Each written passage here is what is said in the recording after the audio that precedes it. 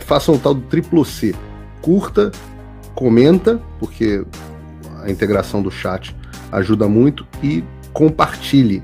Você pode fazer essas 3 coisas que ajudam o algoritmo a aparecer. Mas eu não tô brincando não, pessoal. Dá uma paradinha agora de 1 segundo e clica no joinha, porque às vezes a pessoa já está acostumada a ouvir isso. Não. É importante que você faça isso, porque se você não fizer, inclusive atrapalha o vídeo. Parece que o vídeo é menos relevante.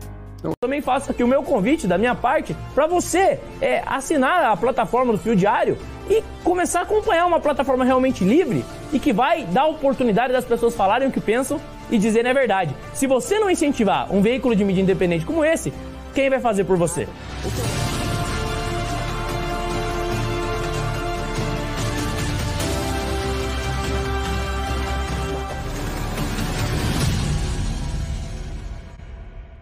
E é uma Desculpa coisa. As palavras duras aqui no.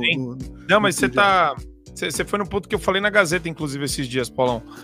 René Góes, aqui do USA. Adriles, o que foi que você aprontou dessa vez que o Pavinato estava bravo com o ex-BBB? KKK. Al Figueiredo queria entender aquela declaração do advogado do Trump dizendo que ele perdeu. Meu voto é dele, sem dúvida. O Adriles caiu. Mas ele não tá falando do Adriles, acho que ele tá falando do Didi, Red Pill. Tá falando do Didi. Eu, inclusive, mandei uma mensagem pro Pavinato ontem falando que eu acho que ele... E ele é muito... O Pavinato é um cara engraçado do jeito dele, né? Eu falei pra ele, eu acho que você foi injusto com um cara que é legal, que é o Didi. O Didi é um cara do bem. Ele pode estar errado num determinado momento ou outro, mas ele tem, inclusive, a humildade de assumir que tá errado. O Didi é um cara do bem. O Didi é um cara que tá do nosso lado. E ele ainda comentou alguma coisa assim, palavras dele, né, respondeu pra mim, eu não sou de bater leve. Que engraçado que ele é gay assumido e ele tá fazendo uma piada com isso mesmo. Mas eu tava até comentando isso com você, Marco. A minha esperança para o Brasil, porque nós não detemos os meios. Então a minha esperança para o Brasil é que a vaidade da esquerda gerasse divisões dentro da esquerda e tensões dentro dela, e que agora que a direita tem um inimigo comum, que todos os campos da direita e do centro, os amantes da liberdade, vou chamar assim, têm um inimigo comum, eles se unissem em torno do inimigo comum. O que está acontecendo é o oposto. É que a esquerda está unida ainda e o que se chama de direita, os amantes da liberdade, esses, por vaidade, estão se dividindo. O que eu mais vejo é briga estúpida. Mas tem uma coisa que eu acho engraçado disso tudo, que é o seguinte. Quais são os espaços que a direita ocupa, né? É espaço de comunicação em rede social. Não é reitor de universidade. Não é diretor de faculdade.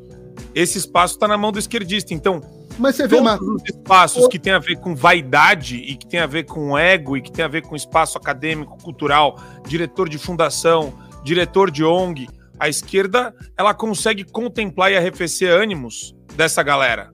Por isso que essas brigas a gente não vê. Eles estão, cada um lutando pelo seu, na microfísica do poder Foucaultiana lá, saca?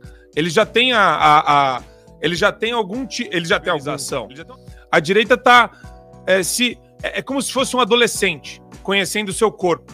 Aí você fala, cara, eu vi a live do Didi. Ele falou, Pavinato é um olho no gato, o outro na frigideira. Ele falou isso. E tá tudo bem falar isso. Agora, aí vem o Pavinato e fala, cara, tal. Cara, que é isso? Que debate irracional é esse? O Didi não fez uma acusação cretina contra o Pavinato. Ele pegou o histórico do Pavinato e confrontou. Agora, lembra o John Milton, o personagem do Al Pacino no Advogado do Diabo? Sim, era o demônio. Era o demônio. Vaidade é o pecado preferido do demônio. Ele fala isso. Ele olha pra câmera no final do filme, quando o Keanu Reeves cai de novo, né, na vaidade, o diabo olha e fala, vaidade, definitivamente meu pecado favorito, com a atuação fantástica do Al Pacino. Então é isso, cara. E vai pros dois lados. Você vê a briga que teve do Ítalo do Marcilli com um monte de gente também. Você tá falando, o Paulo. O Ítalo Marcilli é um Deixa cara eu te falar. A pessoa pode ter um princípio de virtude calcado na própria vaidade. Por exemplo, um juiz pode ter, ou um jornalista, ou qualquer profissional, pode ter dentro da sua profissão, ou um médico, de salvar vidas, ou de você expandir a consciência do brasileiro como jornalista, como você faz bem, e pode ter essa vaidade de estabelecer um orgulho enorme da ação virtuosa que você tem. O problema é quando você usa a vaidade para mudar de opinião de acordo com... Isso aqui é diferente. De acordo com a circunstância social, política de um país, você muda de opinião. Não estou falando especificamente de ninguém, tá? Você muda de acordo com a circunstância, muda a sua opinião para atender a demanda de um público que vai te aplaudir. Aí, se o Brasil hoje é dominado pela esquerda, você é um esquerdista. Se você é um direitista que faz um contraponto a essa ditadura de esquerda, e aí você ajusta o seu discurso em nome da sua vaidade. Então, a vaidade é o pecado capital favorito do demônio, você tem bem razão, mas o problema é o sujeito que une vaidade e oportunismo e análise da situação para ajustar a sua ação. Aí, nem o demônio pode te salvar, meu filho. Aí já é.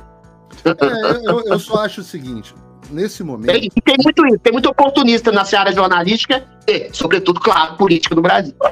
O único que conhece o coração das pessoas é Jesus. É o único que conhece o coração das pessoas. Eu não conheço o coração das pessoas. Dá pra saber o histórico. Mas o histórico... Então, dá pra saber o histórico. Qual é o histórico? Qual era o histórico de Saulo? Ele era perseguidor dos cristãos. Ele era o Alexandre de Moraes dos cristãos. Eu sei. E, no entanto, ele mudou de lado. Olha só, você tem dois caminhos. E essa é a grande discussão que a direita brasileira precisa fazer. Você tem dois caminhos. O caminho do purismo, onde as pessoas vão fazer agora selo de verificação da direita, o ISO 9001 da direita, que eu não sei quem vai conceder. Eu e você certamente não vamos ganhar, tá, Adriles? O ISO 9001 da direita, onde você tem que aderir a toda ortodoxia que alguém estabeleceu e jurar fidelidade ao Bolsonaro. Esse é um caminho. E todo mundo que estiver fora disso, você xinga, você chama de vendido, etc, etc. E tem um outro caminho. Aí vão sobrar meia dúzia de puros no monge... Não, calma que você esqueceu do Bruno Garchagen. Que é outro também que identifica, seleciona, passa por processo. Mas eu não vou. Numa boa, eu gosto de várias coisas que o Bruno fala. Eu não vou brigar com o Bruno, não. Eu também, eu também.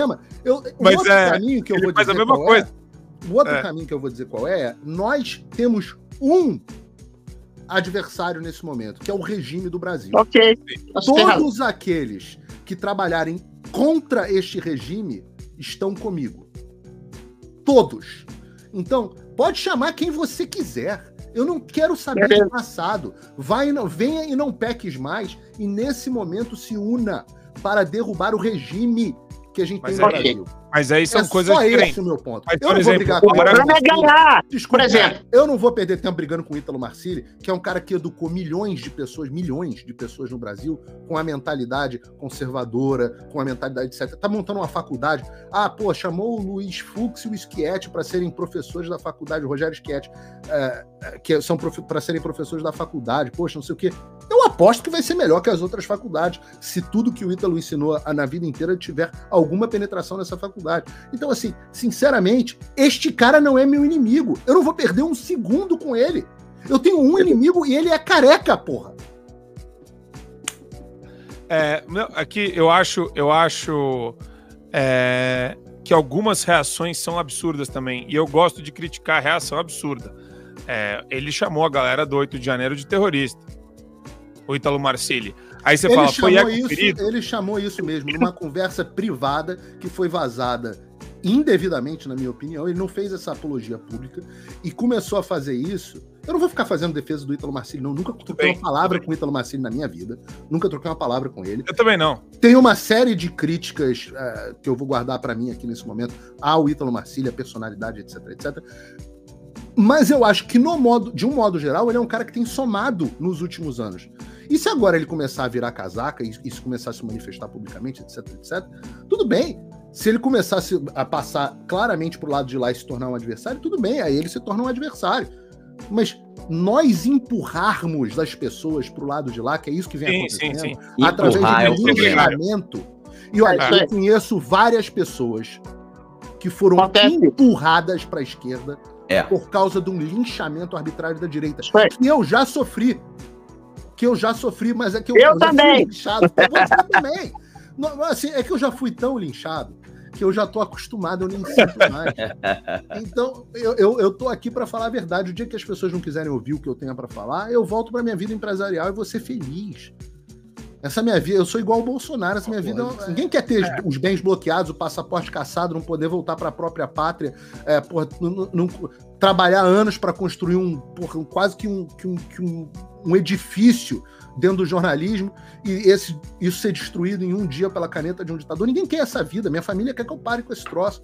Então eu tô aqui por senso de dever. Mas só para completar e arrematar esse assunto, eu concordo plenamente com você, Paulo, quando você disse que nessa trincheira que a gente está, sobretudo nesse momento de ditadura, de perseguição, de massacre, de censura, de prisão indevida, o nosso inimigo tem que ser um em comum. O problema é você confiar na pessoa que está na trincheira a ponto de dar um poder para ela. Eu te dou exemplos concretos, absolutos, assim.